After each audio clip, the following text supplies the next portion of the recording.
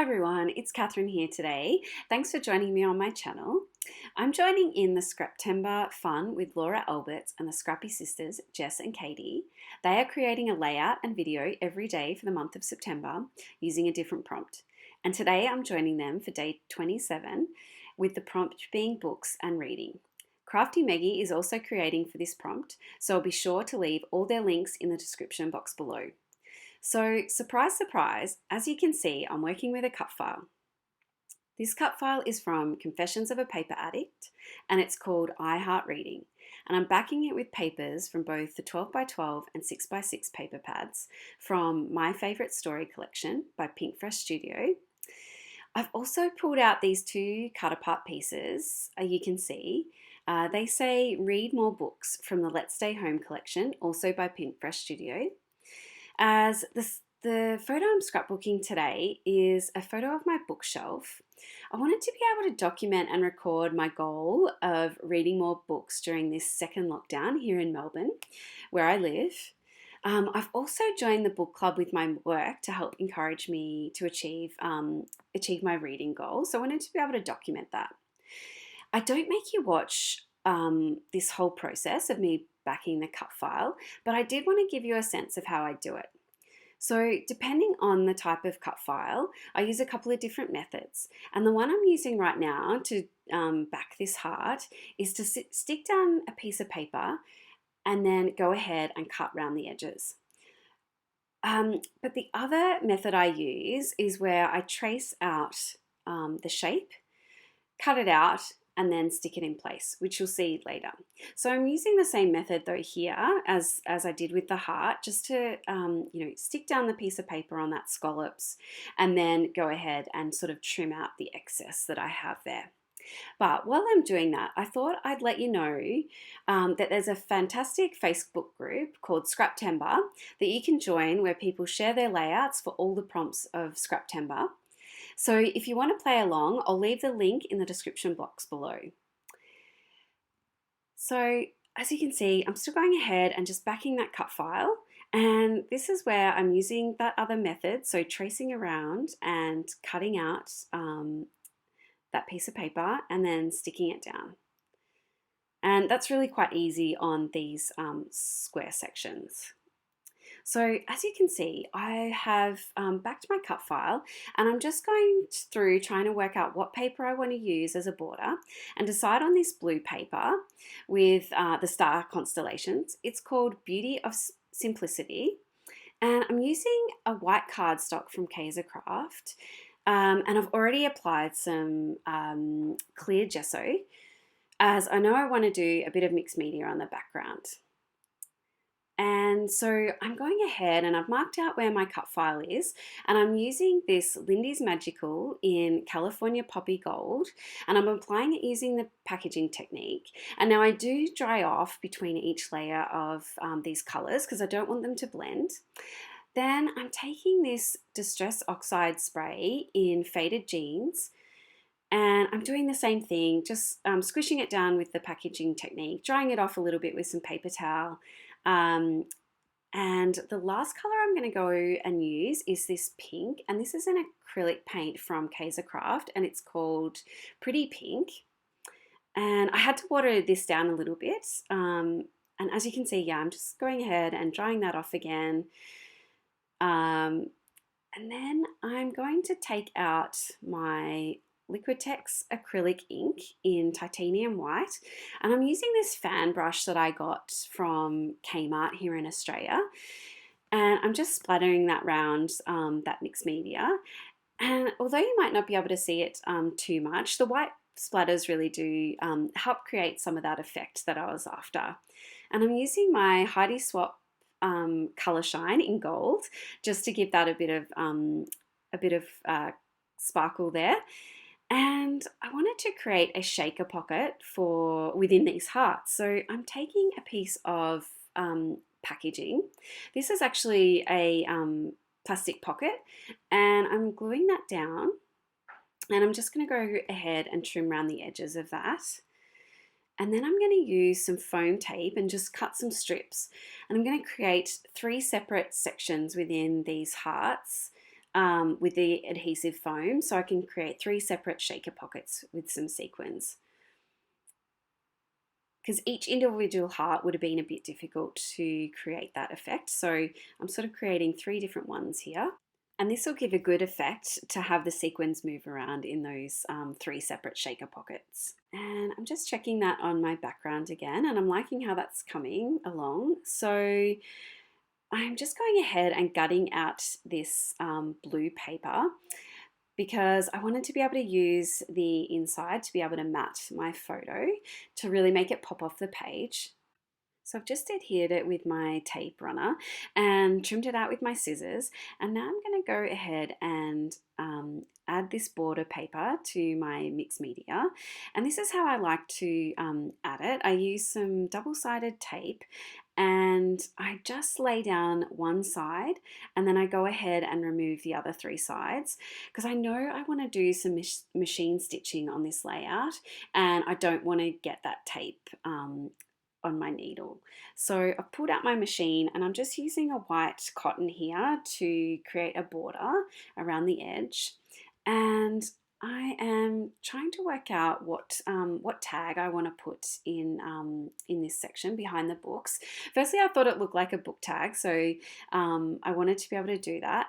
And then also, I want to be able to do some journaling just about my goals and maybe a rating for the book and maybe a little bit of detail around those books. So I decided with the dark blue one, and now I'm creating a pocket with this glassine bag to be able to hold the tag in place. And I pulled out some twine and I'm going with this white twine with some gold specks. And I'm making this look a bit awkward, but I wanted to make sure there's quite a few layers of twine wrapped around that tag because I felt like it was quite large. And so I'm just wrapping it around a few times and then I'm going to stick it down with some double-sided tape because I want the top of that twine to kind of hang to the side of that tag. And yeah, I'm really making this look quite awkward, but I do get it in place eventually. So that's going to sit in that glassine bag there as a pocket. And I'm going ahead and pulling out my sequins. These are mainly from Cocoa Vanilla Studio. So I ended up creating my own kind of sequin mix and putting in those 3 sort of shaker pockets. And I'm going to back it with some white cardstock. I don't always create shaker pockets like this, but I found this was the easiest way with this cut file and the way I'd worked with it. So I'm going to go ahead off camera and cut around that heart shape. And I've bumped my cut file up on foam tape and I'm going to adhere it to the background using a mix of double-sided tape and also liquid glue. Because of that mixed media in the background, I needed to use both. So while I'm getting that stuck down, I just wanted to take the opportunity to thank Jess and Katie for inviting me along to join in my first ever YouTube Scraptember. I'm so pleased to have been able to join. As I've only started out on YouTube this year, I think it was back in March or April, and so I'm really enjoying creating and sharing my projects on YouTube. So I want to be able to create more content. At the moment, I'm really focused around cut files and I do a lot of boys layouts. So I'm aiming at developing some more content. So I hope you will be able to join me on my channel and share this journey with me. Back to my layout, I've attached all that double-sided tape and now I'm using my liquid adhesive in my fine line bottle just to attach that cut file to my background. And I'm just making sure that my tag comes out there. Then I'm going to go and just attach my photo flat to the page. I thought the border surrounding it was enough of, enough of a mat to be able to make that photo pop off the page.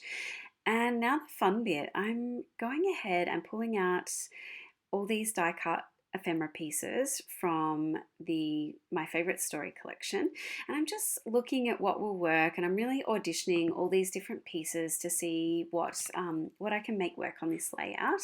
And I knew obviously I wanted to use that read more books sentiment, but I wasn't sure where I'd put that. And I really liked the florals and I was just trying to get a really good mix of florals throughout the page. There was a couple things in the photo that I wanted to cover up, one being up in that corner, and so I'm trying to find the right die cut to put there. And I like how that little cluster is coming together because it's got the few different colours, the blue, the pink and the yellow. And so I'm going to create two more clusters that kind of mimic that. So I can create somewhat of a triangle that draws your eye around the page. And yeah, like I said, I'm fussing here and I'm working through the die cuts and seeing what I can pull in and audition and work out what's going to fit in the different spots. And I'm liking that cluster near the photo, and that ends up staying pretty much as is. I change out a few die cuts, but it's really around those different colors. So here you see I'm starting to create that top cluster, and I've also created a cluster off to the side, but I will need to trim some of those die cuts to make them work and fit in that space. So all I can encourage you is go ahead and trim out your die cuts or cut them to the way you need them to fit on your page. It makes using your die cuts so much more, making them work for you. And again, I'm trimming out this blue flower because I needed a blue flower to put in this third cluster, but I didn't have one. So I just trimmed it out of another piece. I'll be able to use that other piece, but it means I'm getting my, my kits used, and I've got so much scrapbooking scrapbooking pieces. I'm sure you all do. So, just getting those used is really good. So I'm starting to glue all of this down because I like how it's looking. And I'm using a mix of tape runner, some foam adhesive to bump up some of those pieces, as well as some liquid glue. And yeah, I do fuss around a little bit with how this sits with the yellow and the blue flower. So I do decide to go ahead and swap them over, and I do bump that blue flower up on some foam tape. But I'm really liking how this layout's coming together. Yeah, I'm enjoying all the different elements here.